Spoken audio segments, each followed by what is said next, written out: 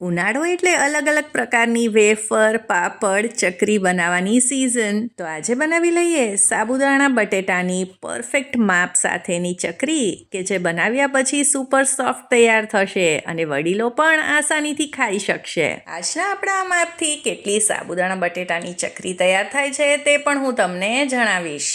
તો ચલો આજની આ રેસીપી શરૂ કરીએ. આજની આ સાબુદાણા બટેટાની ચકરી તૈયાર કરવા આપણે 1 કિલો સાબુદાણાનો ઉપયોગ કરવાના છીએ.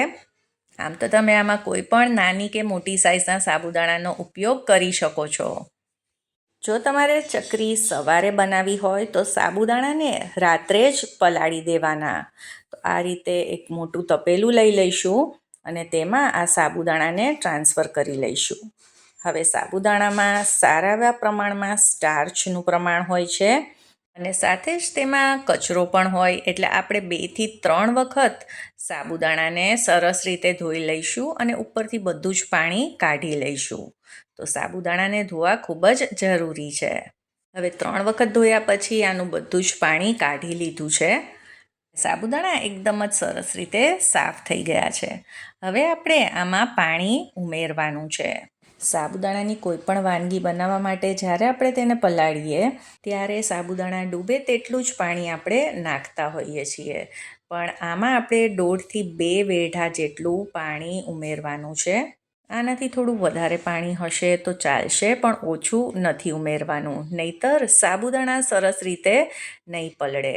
હવે આપણે આ સાબુદાણાને આખી રાત માટે પલાળેલા અને સવારે જો આપણે જોઈએ તો સાબુદાણા એકદમ જ સરસ રીતે ફૂલાઈ ગયા છે, સાઇઝમાં પણ ડબલ થઈ ગયા છે. હવે સાબુદાણાને હાથમાં લઈ આ રીતે આપણે પ્રેસ કરીશું તો આખો દાણો આ રીતે પ્રેસ થઈ જાય છે, એટલે આપણા સાબુદાણા એકદમ જ સરસ પલળ્યા છે. સાબુદાણાની ચકરી એકદમ જ પોચી તૈયાર થાય તેના માટે આપણે તેને સરસ રીતે બાફવાના છે. તો કૂકરમાં નીચે પાણી મૂકીશું અને અત્યારે હું આ સાબુદાણાને આ રીતે એક સ્ટીલના ડબ્બામાં ભરીને બાફવા માટે મૂકી રહી છું, એટલે એક જ વારમાં બધા જ સાબુદાણા બફાઈ જશે. હવે ડબ્બાને ઢાંકવાની જરૂર નથી. આપણે ઉપર આ રીતે ઢાંકણ બંધ કરી આમાં લગભગ 5 થી 6 વિસલ કરવાની છે. જ્યારે સાબુદાણા બાફવા મૂકીએ ત્યારે જ આપણે બટેટા પણ બાફી લેવાના છે. તો અહીંયા મેં 1 કિલો બટેટા લીધા છે. તો 1 કિલો સાબુદાણા સામે 1 કિલો બટેટા લેવાના છે. તો આ અમુક બટેટા સાઇઝમાં મોટા છે તો તેના હું 2 ભાગ કરી લઈશ. ને બટેટામાં પણ આપણે 5 થી 6 વિસલ કરીશું, એટલે બટેટા પણ એકદમ જ સરસ રીતે બફાઈ જાય. હવે આ બંને વસ્તુ બફાઈ છે ત્યાં સુધી આપણે આદુ મરચાંની પેસ્ટ પણ તૈયાર કરી લઈએ. અહીંયા મેં 8 થી 10 મીડિયમ મોરા મરચાં લીધા છે. સાથે જ મેં થોડુંક આદું પણ લીધું છે. આદુની છાલ કાઢી લેવાની છે અને હવે આપણે આ બધી જ વસ્તુને પીસી લઈશું. તમારા ઘરમાં જે પ્રમાણે તીખાશ ખવાતી હોય તે પ્રમાણે તમે મરચાં ઉમેરી શકો છો. હવે આ બધી જ વસ્તુને એકદમ જ સ્મૂથ અને બારીક પીસી લઈશું. એમાં જરા પણ આદુ કે મરચાંના કટકા ન હોવા જોઈએ. જરૂર પડે તો 1-2 ચમચી પાણી પણ ઉમેરી શકો છો. હવે આપણે સાબુદાણાને ચેક કરીએ તો કૂકર સીજી જાય પછી જ આપણે તેને ખોલવાનું છે. તો તમે જોશો તો સાબુદાણા આ રીતે ટ્રાન્સપરન્ટ થઈ ગયા છે. અને જો તમને એવું લાગે કે આ નીચેના સાબુદાણા બરાબર બફાણા નથી, બટ એકચ્યુઅલી એ બફાઈ જ ગયા છે. આપણે જ્યારે તેને બહાર કાઢીશું થોડાક ઠંડા થશે તો તે પણ ટ્રાન્સપરન્ટ જ થઈ જશે. અને નીચેના સાબુદાણા પણ બરાબર સોફ્ટ થઈ ગયા છે. સાબુદાણા આ રીતે એકદમ જ સરસ બફાણા હશે તો ચકરી પણ એકદમ જ નરમ અને સોફ્ટ બનશે અને ખાતી વખતે તે જરા પણ મોઢામાં વાગશે નહીં. તો હવે આપણે બટેટાને પણ ચેક કરી લઈએ. તો બટેટા પણ એકદમ જ સરસ રીતે બફાઈ ગયા છે, જરા પણ તે કડક નથી. તો આપણે આવી જ રીતે બટેટાને બાફવાના છે અને આ જ્યારે ગરમ હોય ત્યારે જ આપણે ફટાફટ તેની છાલ કાઢી લેવાની છે. હવે બધા જ બટેટાની છાલ કાઢી લઈએ પછી આપણે તેને ખમણી લેવાના છે.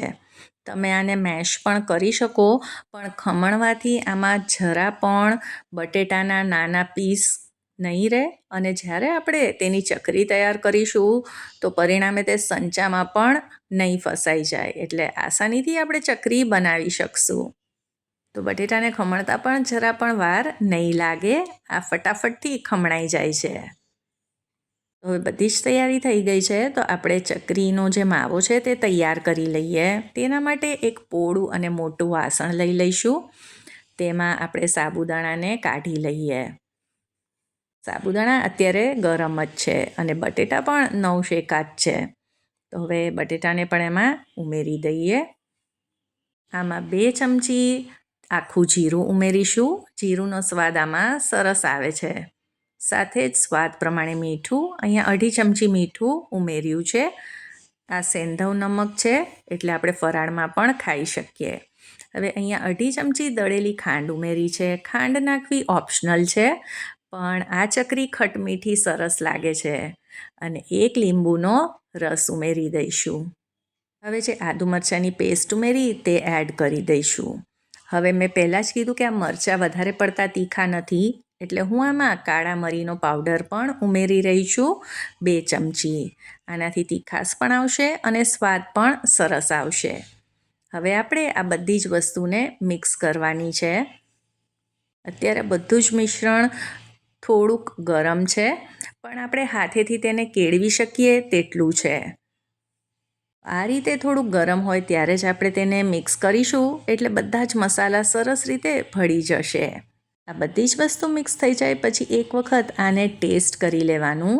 જો કોઈ પણ વસ્તુની જરૂર લાગતી હોય તો અત્યારે જ આમાં ઉમેરી શકો છો.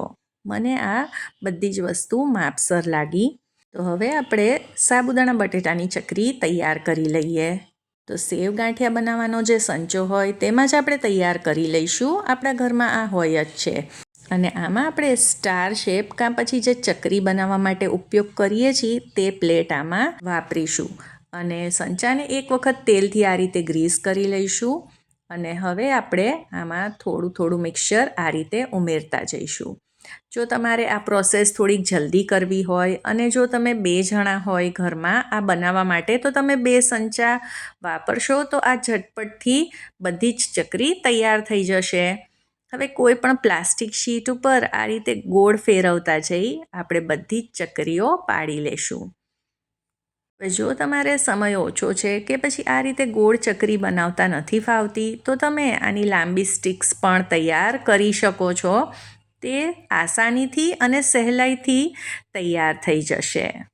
મેં તો આ ચકરીને ઘરમાં જ સૂકવી છે પંખા નીચે. તો પંખા નીચે મેં તેને 20થી 22 કલાક માટે સૂકવી હતી. એટલે મેં બપોરે આને તૈયાર કરી હતી અને સાંજ પડીએ પછી આ ચકરી જ્યારે થોડીક ડ્રાય થઈ જાય પછી આપણે તેની સાઈડ ચેન્જ કરી દેવાની. એટલે સવાર થતાં આ એકદમ જ ડ્રાય થઈ જશે. અને બીજે દિવસે લગભગ 4થી 5 કલાક માટે મેં તેને તડકામાં પણ સૂકવી હતી.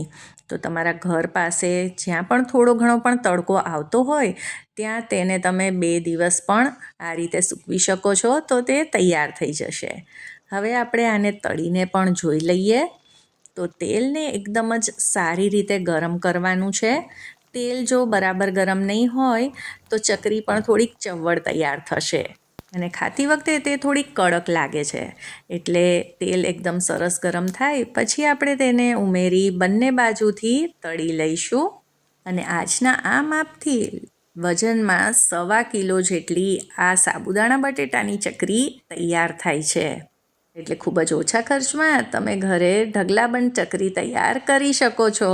આશા કરું છું આજની આ રેસીપી તમને પસંદ આવી હશે. અને જો પસંદ આવી હોય તો આને લાઈક કરજો, તમારા ફ્રેન્ડ્સ અને ફેમિલીમાં શેર કરજો અને ચાર્મીઝ ગુજરાતી રસોઈને જરૂરથી સબસ્ક્રાઈબ કરજો.